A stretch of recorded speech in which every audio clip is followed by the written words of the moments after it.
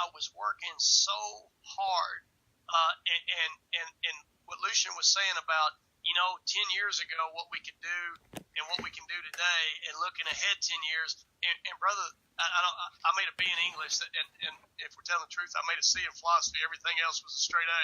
But I don't know if this is a word, but I was on an unmaintainable pace, and so I was on my hamster wheel going 2,000 miles an hour, and quite frankly, I was having a hard time maintaining that pace. And so it's such hard work, and when you got to be on your A game or people's lives get affected, it is a tremendous amount of stamina to just not ever trip or stumble for 17, 18, 19 hours a day, 6, 7 days a week. And man, quite frankly, I just was growing weary of keeping that pace. Hey, let me throw some out there, and I'm gonna have you comment. I made this statement a few times, and I don't have the credibility to make this statement. I'll make it, but watch this. People have asked me, being Dr. Ben Carson, okay, was one of the top neurosurgeons in the world, and people ask me, I said, have you ever considered why he's not practicing anymore? Now, I conjecture. I said, being a surgeon is tantamount to being an athlete. At some point, your skills going to deteriorate. Your eyesight going to deteriorate. You can't be that degree of surgeon for 30 years. So you got to move on. Can you comment on that? Does that make sense from a profession? Yeah, so brother, here's the thing. When you're working with people and you're working with people's lives and their outcomes are very much an issue of your performance, then you better step up big to the plate every single time. And the amount of stamina that takes, and it's a great honor and it's a privilege to be able to help people with those type of issues. But here's the thing. Karatbars pays actually not the same. It pays better. And you don't have 10 years of training. You don't have to do the paperwork, and you don't have the stress. And so if I dial the wrong number, nobody gets hurt.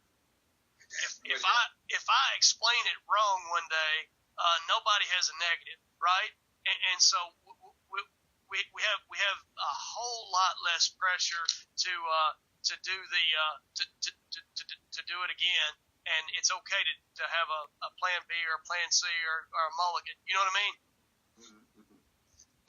Lucian, you commented on, and I've made this statement. I guess you can address this, Lucian, because I made this statement all the time. I said, look, the reason I consider myself blessed is I saw this industry at 20 years old, and I feel like I was blessed to see it, hear it, and actually get it, capture the concept. The idea that at some point you're going to get older, at some point you're going to get tired, and God forbid, at some point you're probably going to get sick. And you talk about that, Lucian, where the things you did at 20 and 30, you said, at 40, it's not so much fun. And at 50, it become less fun. And so I noticed what sort of made you look up, because like I said, you already self-employed. Most people think being self-employed is freedom. And you talk about that for just a minute for those entrepreneurs on here say, I got my own business. I'm already my own boss. I do my own thing. Can you address that from your perspective, owning your own business, owning your own company? Yes, sir. Yes, sir. It's there's a lot of advantages to owning your own business. I love it. I've always been into something that I wanted to do by myself or for myself. Because I thought that was the mindset, so that you could have freedom. But the boss is there before everybody else does. He leaves after everybody else does, and when he goes home at night, boss is thinking about, okay, what have I got to do? Where have I got to send this crew tomorrow? Is that job going to be ready? Have I got everything in line for that one? Who's going to show up tomorrow? Is it going? That's one of my biggest headaches right there. Is showing up at work at 7 o'clock and having get a phone call or no call from 2 or 3 guys and that don't even show up. They just didn't they didn't want to come to work today. So that's been that's one of the biggest headaches that I'm faced with more and more. And the older I get, the harder that part of it gets. I love what I do. It is an absolute blast. I love being outside. You can ask my family. I can be out all day long. come home, I can walk through the house, grab me a snack, and walk outside. Go outside, you know. I'm gonna go because I love outside. But my body, I can't go at it like I did 10 years ago. And like I said, to be honest with you, I don't want to go at it like I did 10 years ago. And I know I don't want to go at it another 10 years. Mm-hmm. But I've got to have an income that replaces that. And if I don't show up to work every morning, if I don't show up, if I don't go out and look for the jobs, if I don't go out and reach somebody, if I'm not out there shaking the bushes, man, it's coming in. And so I feel like I have a bit of a responsibility to my employees and the people that I work for. When I had some of my customers that got upset when I told them what I was doing and that I'm doing something to replace my income. I had some customers that got upset with me, and so I had some responsibilities, and so there's the headache.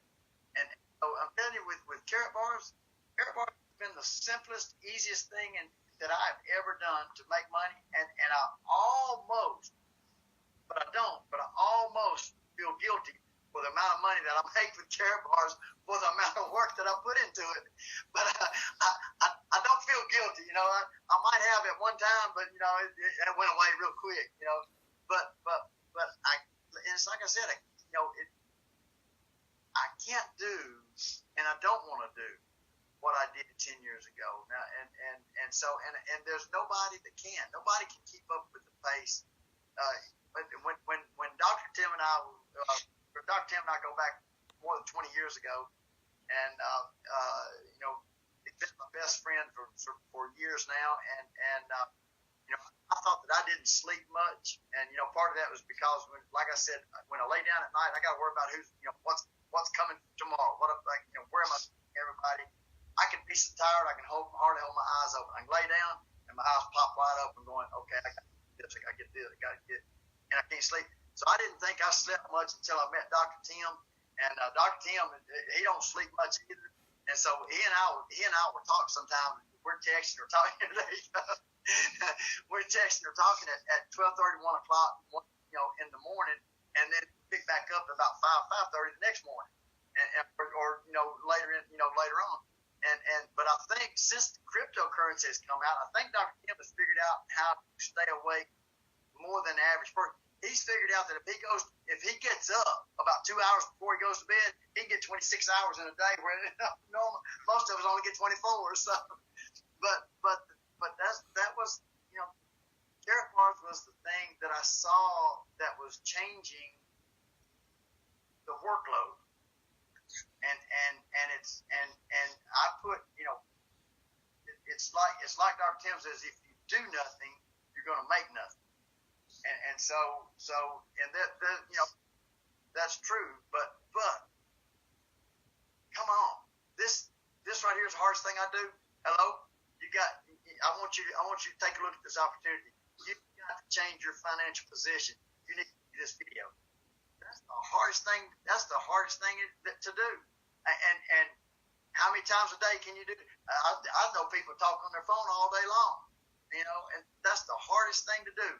Pick up the phone and call somebody and say, hey, I want you to change your financial life. And so, I've worked hard all my life, and people talk about, I've got to go to work. I got to make some phone calls.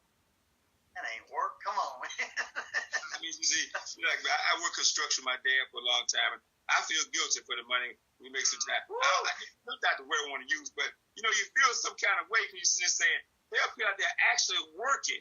They're working 8, 12, 13 hours a day. Right. Peanuts. And because we found a system, I got two things I'm going to throw out. I want to direct the first question to Dr. Tim, because he got that doctor in front of his name. And I made the statement to Dr. Tim before.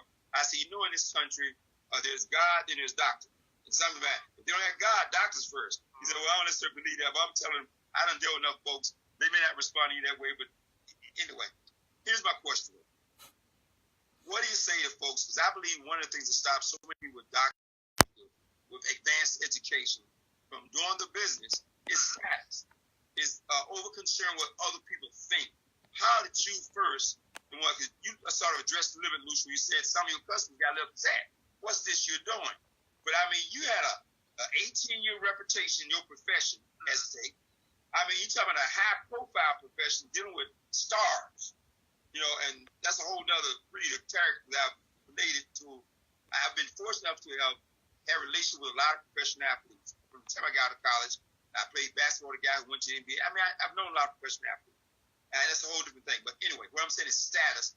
How did you come to terms with the fact that you were a doctor, and in the minds of your peers, you're going to lower yourself to do this thing? Well, brother, so here's the thing. I guess I came out of the womb with a real low need for other people's approval. So I guess that's maybe part of the answer to that question. But now here's the other thing, and I talked a little bit about my background and experience in the Tony Robbins organization, this and that, and quite frankly, that probably put me on a path that benefited me a lot.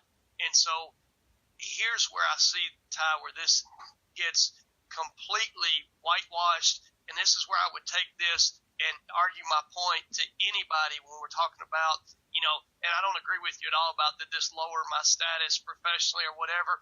Here's the thing, guys. You will magnify and duplicate yourself at a higher level when you embrace the concept of personal development. And so when I don't embrace my ability to talk to a stranger about this, that is a personality flaw and a defect in my person that I need to get rid of. And so when I get rid of that, not only can I measure that as a check mark in the right box where I have developed as an individual, as a human being, but I also can see a dollar sign next to it now. And so a little easier to keep score when you get a number on your dashboard every week. And so the more you personally develop, you'll see it benefits you in Karatbars. And so, brother, I'm not embarrassed to say that, well, I also run this phenomenally growing gold company.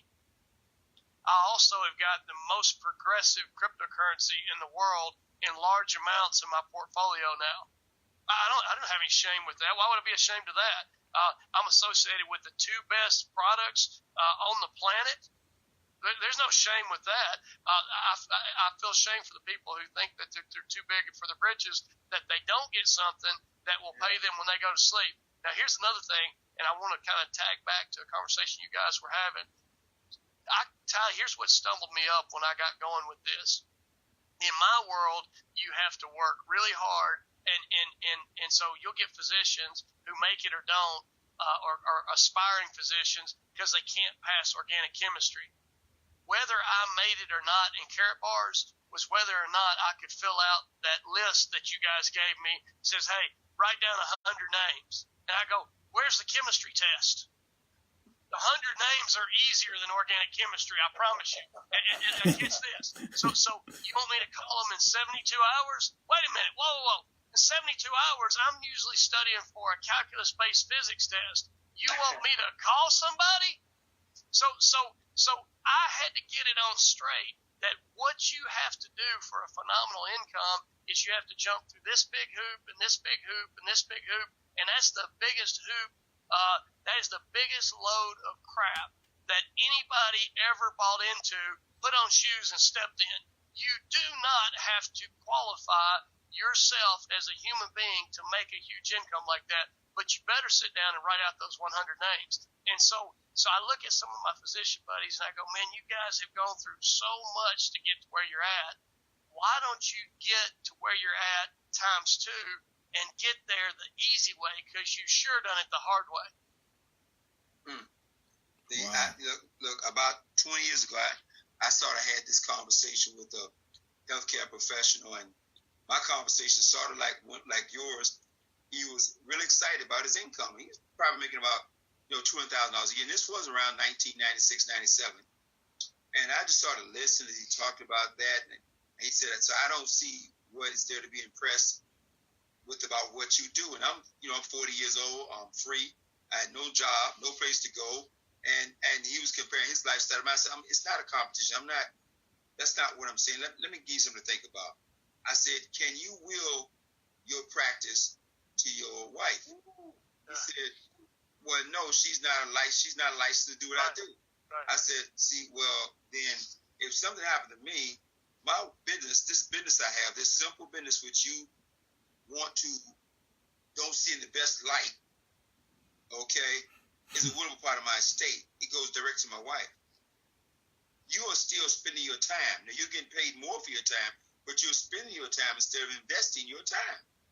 In a network, as you said, Dr. Tim, when you build it, you are investing time that can pay you on and on and on forever.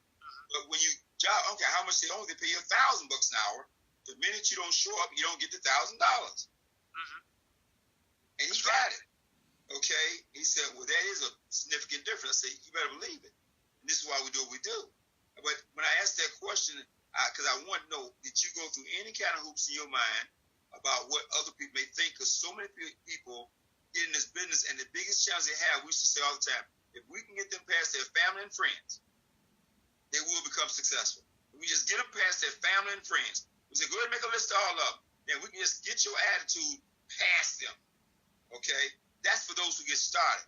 We have so many professionals who can change so many people's lives who don't see the big picture because they see the business, the industry. This $200 billion industry that's created so many millionaires in the last 25, 30 years. They don't see it as a real business. What would you say, either one, what would you say to those folks? Well, Ty, here's the thing, man. When we got people who own a company or own two companies, and we're talking about, I gave up one job for the other. I actually did 3 jobs for the first 3 or 4 months I was in Carrot Bars. I did my practice. I did my pro athletes. Carrot Bars was my 3rd job. But here's the thing, guys. If you're that busy, guess what? You got a lot of contacts. And every single contact should be monetized. And so if you have a lot of contacts, then that is the perfect launching pad for this business. Now Ty, I want to tell everybody one other thing. I really believe this. What you can be in this business is not what you can accomplish. That is not at all what network marketing is about. I believe this with my whole heart. I don't think what you're going to build in this business is up to your talent or what your accomplishments are. I think what you're going to do in this business ultimately will be judged by what failure will shut you down. So if I get told no, that stops me for about 7 seconds. I am like a drunk sailor on shore leave in a singles bar. If I get told no by one, I just go to the next bar stool and I ask the other, right? And if I get told no by that one, I go to the next one. The quality of what you're building is going to be what can you overcome? And so, brother, we always say that we make money when we're outside of our comfort zone. I spend so much time out of my comfort zone, I don't even know how to get uncomfortable anymore. Wow. Network. People don't realize we network every day. I hope my customers network for me. That's greatest. That is my greatest advertising. I don't do any kind of advertising. My greatest advertising is my customers network. One customer tells somebody else what a job I did. My dad, he and I were in business together for years. My dad, one of the things he taught me was that, and it was his motto, was if we do you a good job, you might tell somebody. If we do you a bad job, you're going to tell everybody. And so we network, though, with our business. Dr. Tim, you had, I know when you first got started, you had referrals that you gave, a $50, or you would give a $50 for people coming in. So we network to start a business. We network when we tell people about our favorite movie, about our favorite restaurant, about our favorite banking system, about whatever, and we do it for free. Get paid to tell people how to save money. Don't be afraid to tell people. Don't be afraid to change your family's life. Don't be afraid to tell your best friend about how you're saving money and how you're making money while you're saving money. Don't be afraid that we network everything we do. We network. Why not get paid to network? And look, thank you, but I'm going to say one other thing too. And I can go on all night about this because I got these questions. But last week when we did this, afterwards, Dr. Tim and I were on the phone for about an hour. And I've told everybody on the team, well, but I said, man, you don't understand. I said, I know when to be quiet. I know when to shut up. And Dr. Tim was talking. I was taking notes. And of course, I'm taking notes. He said, don't tell anybody this. You can't tell this. You can't tell. I said, you said, I'm the worst guy in the world to tell a secret for because I know I get paid to tell the secret. So I had to figure out how I could package that secret and spread it out to the whole network. And so I'm starting to shift the conversation a little bit because you touched on it. And you talked about the technology and where we're going and what's with that. You make the statement. I know most people didn't understand it, but I want you to expound it just a little bit, at least as much as you possibly can, based on your depth of knowledge, about us becoming the greatest telecommunications company. See, right there, your mind go, what? Oh, we're a gold company. Well, no, we're a cryptocurrency company. And then you come out with a statement like, we're going to be the greatest telecommunications company. It's like, where did that come from? Okay, and I have to address this real quick. And I know I can't help but throw humor in everything I say. I'm a very serious person, but I say everything serious with a little smile too. When you said about that phone coming out, and this could be the greatest technology in the world, you'll never interrupt the service. I'm gonna tell you, one of my favorite shows 10 years ago was 24 with I don't know if you guys watched the 24 show with whatever his name is. I can't think of it right now. Kiefer. Well, Kiefer Sutherland. And I love 24. And I used to go, man, why can that guy's phones never get dropped? Because he'd be caught in a tunnel, in an alley, underwater, and no matter what it was, I said, he got that CIA phone, man. It's never dropped. Patch me in the satellite, patch me in the... I mean, he be all over the world. That guy, in all those seasons, he never had one phone call drop. He's just talking on the phone all the time. I said, we're about to get that CIA phone. So anyway, I started laughing when you said that, because I said, man, can you imagine a telephone with uninterrupted service all over the world? And this is how we do business. So if you take a moment and expound on what you're talking about and how the KCB coin is so powerful, how it fits into this technology, not getting into a lot of detail, but how the people who are technically oriented really are excited about the KCB and why.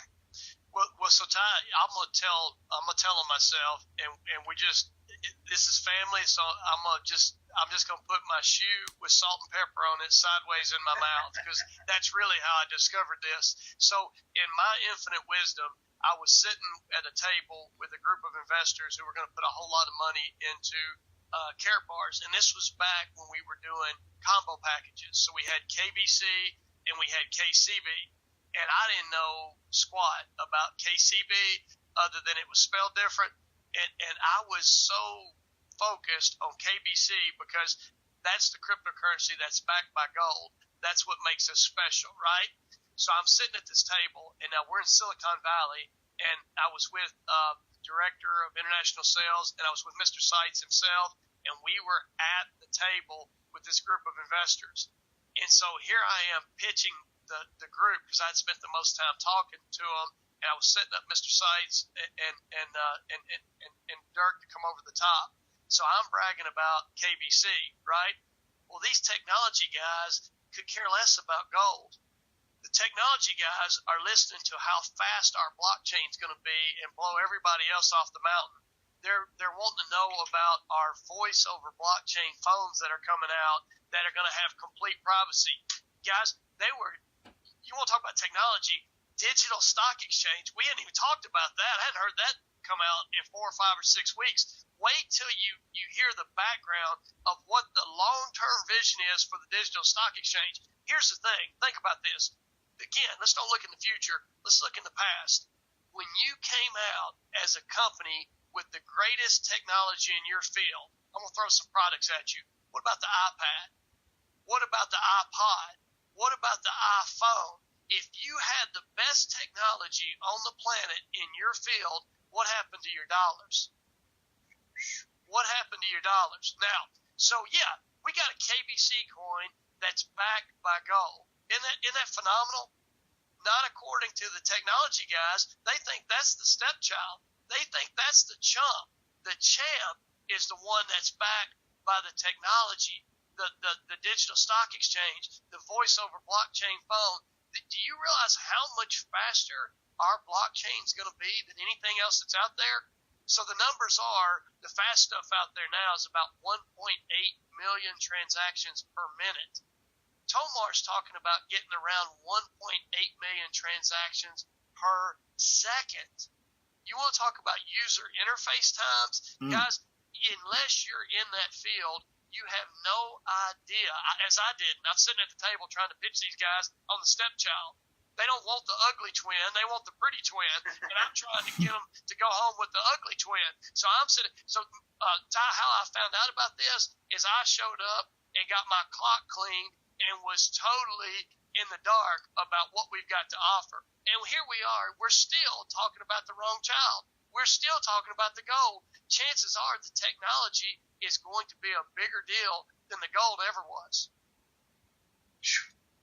Isn't that heavy? Whew. Well, it kept me up to about 4 o'clock in the morning last Thursday, so we got to get you a new watch because that was nowhere near an hour. Right, look. Well, I'm telling you, man, it's like, can you imagine? That's what's so crazy about carry bars to me, guys. You get all excited, but you don't know what you're excited about, and you really can't explain it to anybody. Okay? I'm excited about the blockchain. What's that? I don't really know, man. I'm just excited. So that's carry bar. So I'm going to go back to the ABCs. And the ABC to me is what?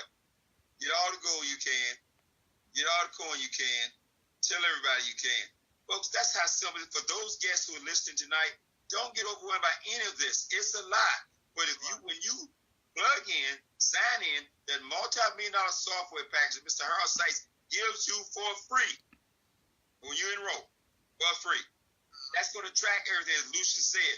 No paperwork. It's all tracked in real time every day. You get paid in real time. The money's dispersed 5 times a month, but you get paid instantly. Any transaction take place in your network. You're getting paid right then on the spot.